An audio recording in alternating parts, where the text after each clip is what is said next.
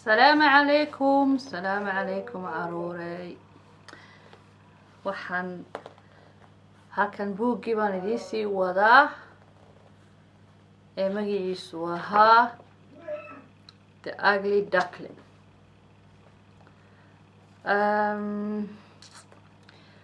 waan idinsin akhriyayaa intii ka harsanayd oo intii ugu dambeysay ah maanta. Okay, honk, he crying in excitement. Honk, honk, he flowing over the land, flowing the shape of the big river in the spring sunshine. shimbirtii markii ugu dambeysay aynu ka hadlaynay waa tii duushay, dabeetana hawadu duulduulay uu maxaan dhahdayay meeshuu ka duulay ereyadeedii buusaa iyo maxaan dhahday webigii iyo wixii ereyadeedii buusaa ugu soo duulduulay ugu soo warwareegay iyadoo qoraxdu tahay maxaan dhahdaa dharaar ay kulushahay waqtiguna uu yahay spring. Okay, soon the day grown long, the warm for the summer had come.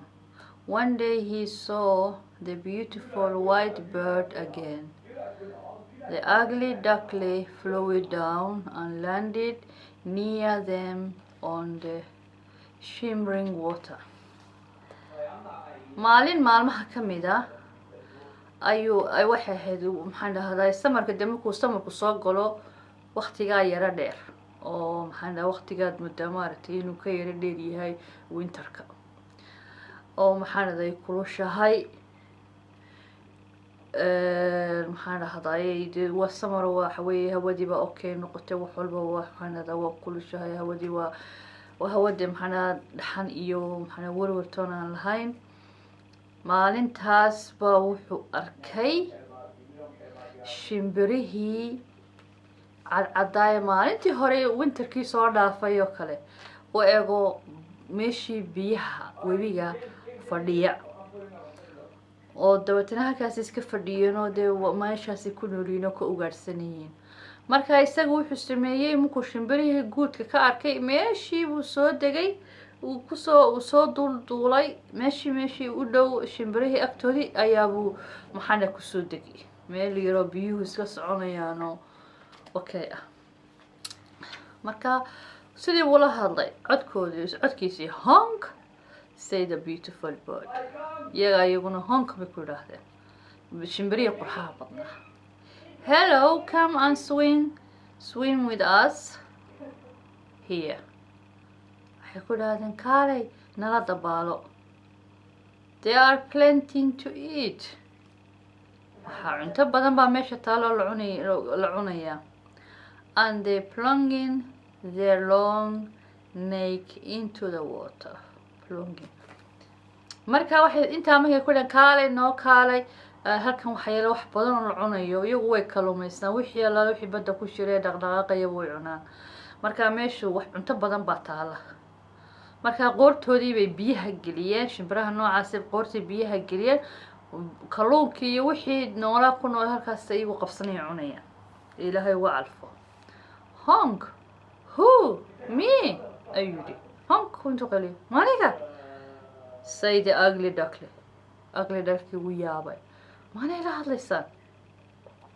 swim with us. what? maanaa yeedhaysaan oo leedihiin kaale nala dabaalo. but I am just an ugly duckling. no one want me. wuu yaaban yahay.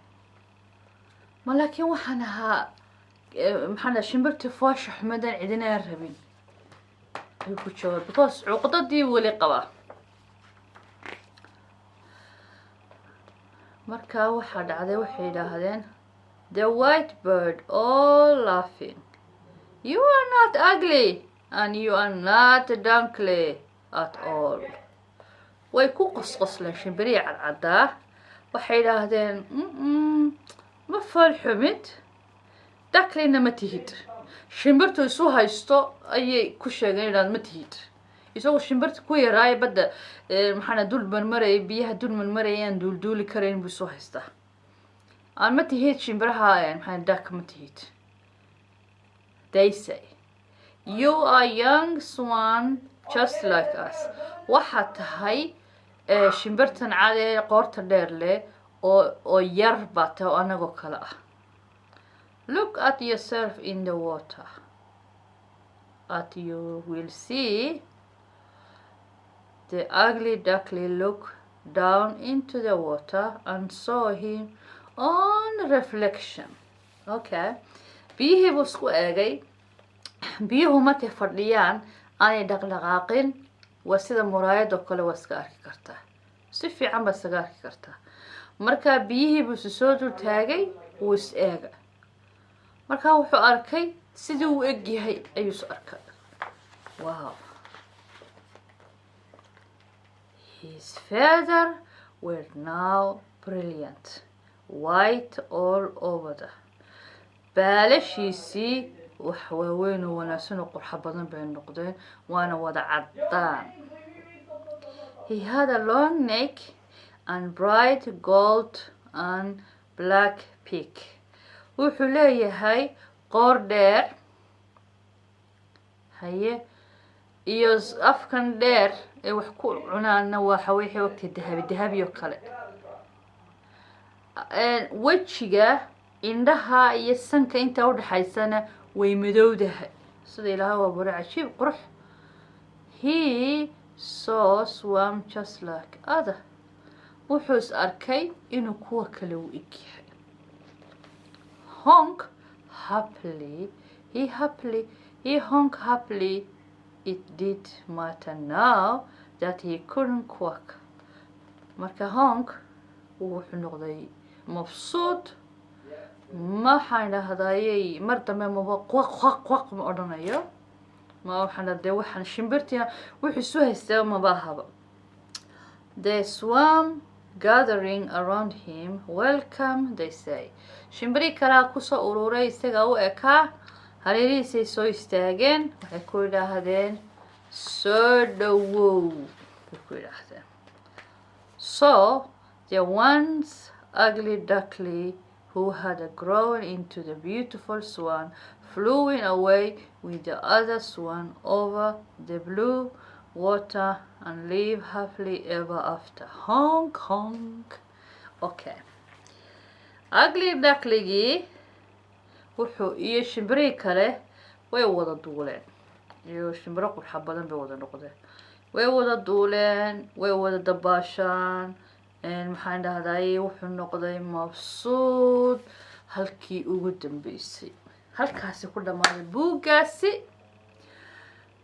waxaan rajaynayaa inaad ka heshaan.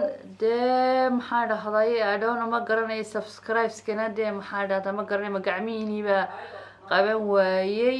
soo dee subscribeskana taabta, like taabta, because subscribeka maxaan leeyahay markaan leeyahay taabta cajaladaha markaa saa u duubo ayay idiin soo gaadheen markiiba. marka xalqad kastaan sameeyo waa la soconaysaan, laakiin haddaydan subscribe taabanin dee waxba la socon maysaan. wixiina wuu idin maxaa dhahday idinka soo raagayaa. markaa waxaan rajaynayaa inaad ka heshaan, waxaan rajaynayaa inaad maxaa fahantaan. haddii aan wax khaldana dee maxaan dhahdayay bilaadanku waxbay khaldaan, waad isoo sixi kartaan. dee waxaan idiin rajaynayaa daawasho wanaagsan iyo ismaqal dambo oo xiiso leh. maca salaama.